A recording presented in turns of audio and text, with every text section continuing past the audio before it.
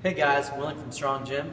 Today I want to talk about where your eyes should be at when you're squatting. Now for a lot of people, whenever they're squatting, they don't think about the littlest things as much as they should.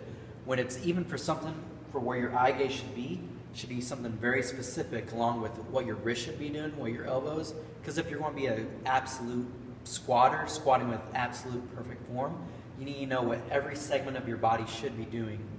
Now, a lot of us remember back in high school, it's like our football coach would always tell us, look up at the ceiling, and we're squatting like that, and that's actually not the healthiest thing for your neck to be doing. Now, what is healthy for your neck is maintaining your cervical spine at neutral, which a neutral cervical spine is having lower cervical extension, but upper cervical flexion.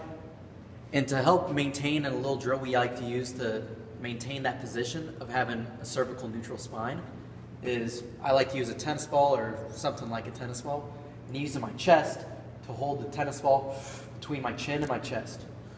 So breathe in and keep it tight, and that's known as the neck pack position right here, which the neck pack position activates the deep cervical neck flexors, which will also have a reflexive reinforcement of your just abdominal stabilization. So just holding like this. I want to squat properly while maintaining a cervically neutral spine. I'm actually going to have to change where my eyes are staring at. So squatting optimally for my own body type, I want to be staring about 3 to 5 feet in front of me on the ground to maintain a neutral cervical spine. Keep my eyes fixed there.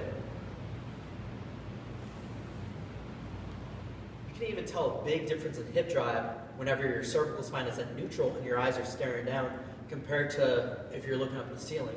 Which one quick test that you can even do on yourself is just getting in the squat position, neutral spine, squat down, and then I'm just going to push up against his hands, keep my eyes down.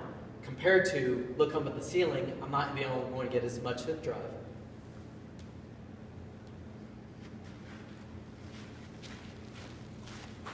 Looking up means he must hyperextend at the cervical spine, which can cause many issues once you have a heavy load across your traps, compared to doing it correctly and looking down, which will maintain that neck pack position, neutral spine, and also that will just create even more stronger contraction for your whole body. Now some coaches may teach. Alright, what I want you to watch is, I want you to think about what your head positioning has to do with your hip hinge. Right now Thomas is looking down, keeping his back in a straight line. He's able to reach parallel and keep his whole back neutral. Compared to looking up and having hyperextension of the cervical spine, he's not able to hip his hinge correctly as good as he did when his head was down, and also his knees came forward a lot more. Now some coaches may teach, just look straight ahead, and not up or down. But what's bad about that is I'd rather you be hot or cold than lukewarm, because the good benefits about actually looking down when you squat is it's even good just for a reference point. So say if I pick a target on the ground and I balance on one foot, it's really easy. Compared to looking up at the ceiling, balancing on one foot kind of makes it a little more difficult. Whereas straight ahead, it just I may have more interference with seeing other people and stuff like that. Whereas if I'm looking down, it's just me and the bar, and I don't have to worry about anybody. Which no matter what, even if somebody walks in front of me when I'm squatting, which that may irritate some people, but it's I don't let other people bother me. So even just looking down can just solve that problem right there. Alright, to sum it up, if you want to still have a healthy neck while you're squatting, you need to look down, because that's going to maintain your cervical spine at neutral. Now, when we start talking about little things or little segments, what your eyes need to be at, what your neck needs to do, what your wrist needs to do, you need to remember, if you're going to squat with perfect absolute form, every part of your body has a job to do. Is it better for your wrist to be tucked under, your thumbs around it, or for your wrist to be straight, thumbs over? How should the bar be on your back? These are things you need to start asking if you want to squat with good absolute form. Because even think about it, in the typical starting strength program, if you're squatting 3 times a week for 3 sets of 5, just think that's 15 reps. And how long does a rep take? We'll just say 1 rep takes 3 seconds. So say it's on Monday, with 3 sets of 5, if every rep takes 3 seconds, that means you've squatted a total of 45 seconds.